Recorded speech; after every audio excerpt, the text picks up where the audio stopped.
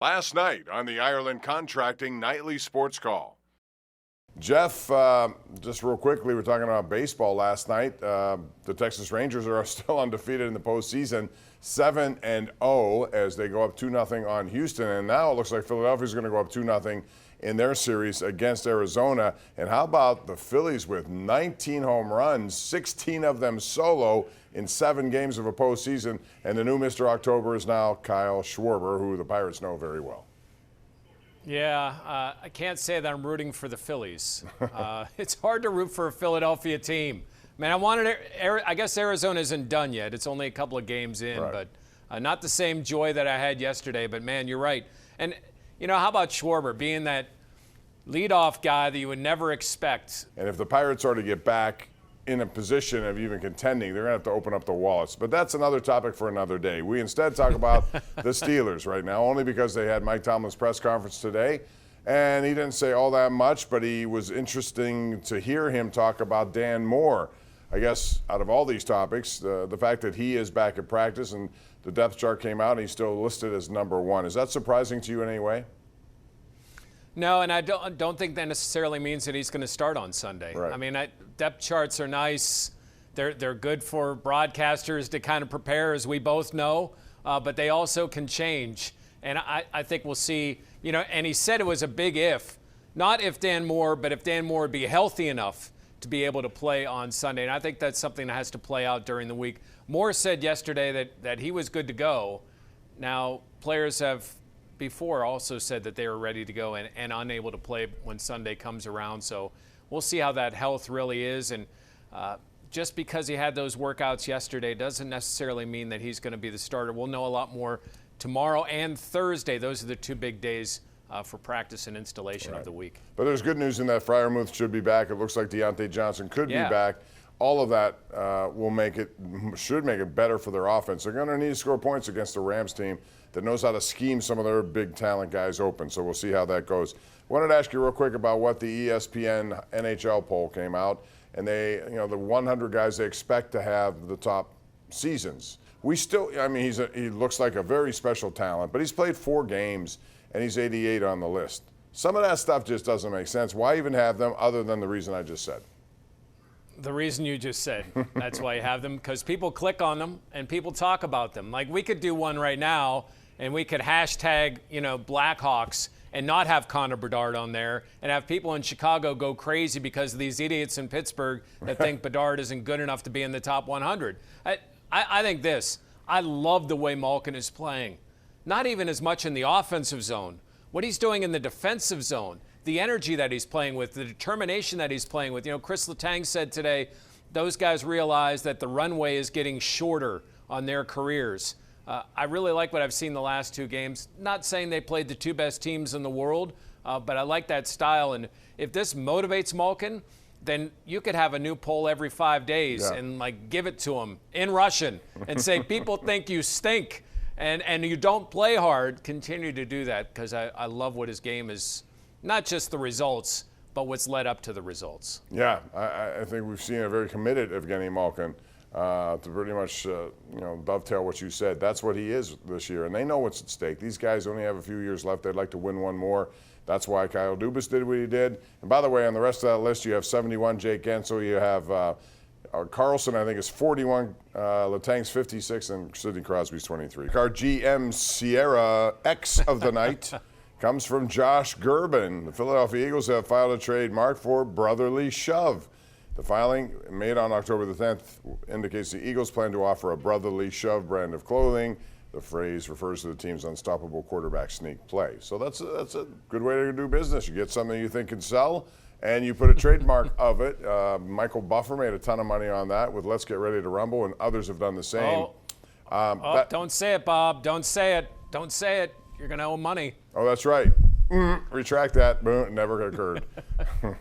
No, but that's a play that they started and nobody could stop them when they do it. Other teams have been stopped. It's still a very good play.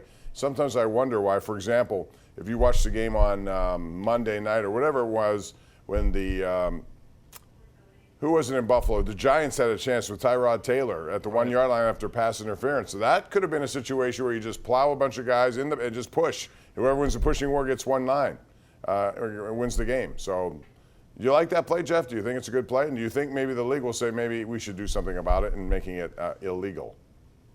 Yeah, I mean, there's a part of me that thinks it's against what you kind of hope for in the game, but because it's legal, I don't know why other teams don't do it. Like, put Keanu Benton in as a fullback and have him shove Kenny Pickett forward. Right. I mean, take advantage of the rule while it's there. I don't necessarily like it, but since it's there, I don't blame these other teams for doing it. And why the Steelers or anybody else wouldn't do it is baffling, because it's very hard to stop.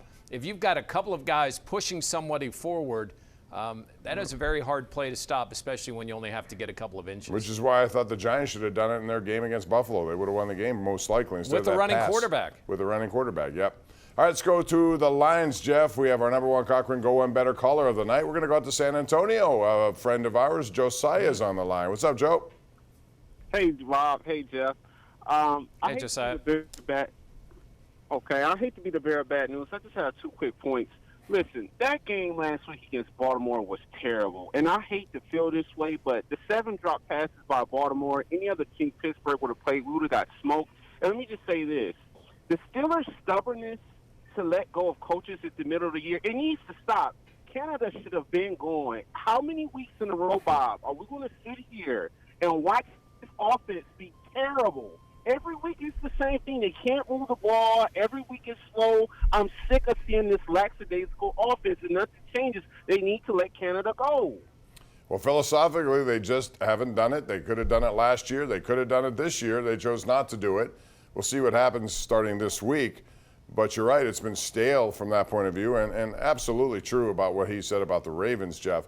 If they make any of those catches, that game is over, and there is no fourth quarter comeback. And then if you look at the Browns game, I think if Chubb hadn't gotten injured, Steelers probably be, instead of 3-2, 1-4 at this point. Yeah, you think Cleveland's probably kicking themselves for allowing 2 defensive touchdowns, or they would be tied for first right now instead of the situation that they're actually they'd be in first right now instead of the situation being a game behind. I think if you watched all the games this Sunday involving the AFC North teams, they all played like the Steelers. Cincinnati kind of slogged out a win against Seattle. The Browns did the same thing, although their defense is very impressive against San Francisco. And the Ravens kicked 6 field goals, against Tennessee over in London. I mean, I think the division, there's a lot of that in the division.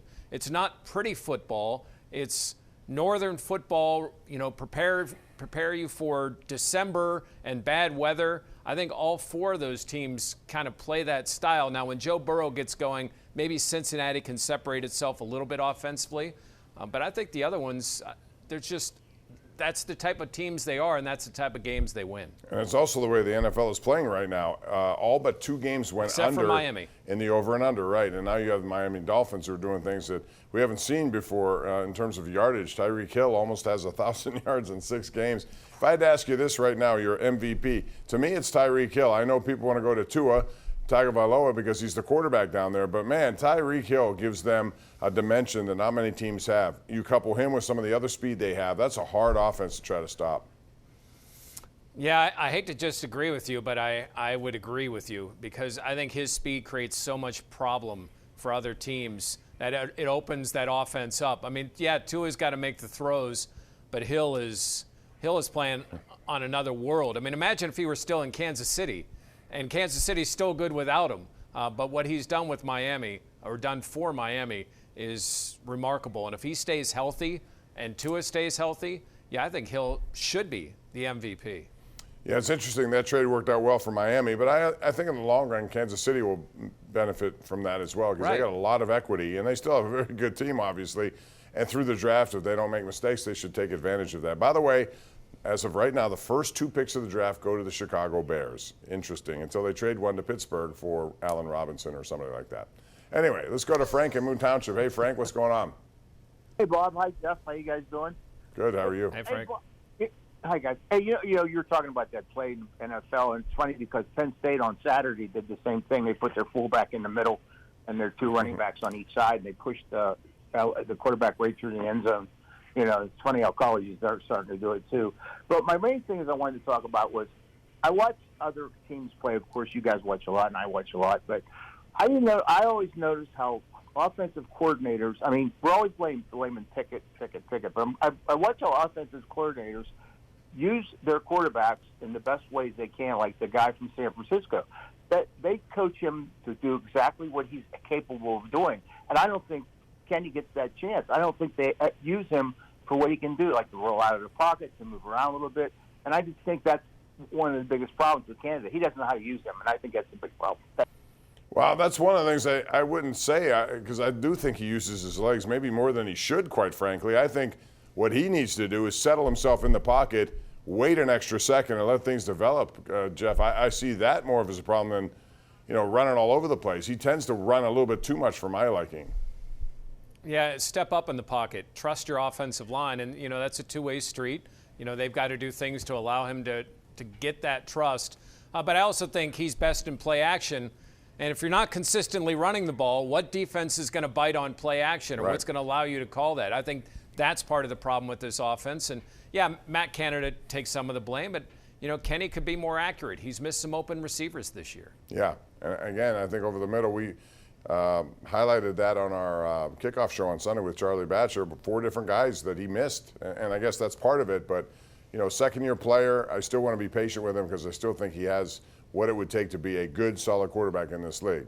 John in Connellsville joins us right now. Hey, John, what's going on? Hey, Bob, one question. What happened to the slant passes across the middle? Deontay Johnson's coming back. Maybe that'll help, Jeff. That's what he does best. Yeah, and that should help. Again, I think you got to have, if you have success to the outside, and we saw a little bit of that, that's going to open up the middle a little bit. I think it's been a little clogged, and I don't think they necessarily love Allen Robinson running those, even though he will run those. This is where Deontay Johnson makes a difference for this team. And I'm not saying he's Justin Jefferson, but this is where Deontay can have an impact on this team. It's those routes exactly, and on third downs, he can be a difference maker for them. And if you want to get your opinion heard, don't forget to tune in to the Ireland Contracting Nightly Sports Call tonight at 10:35 on KDKA+. So give us a call at 412-575-2600. We do it every night after the 10 o'clock news. For CBS News Pittsburgh, I'm Bob Pompeani.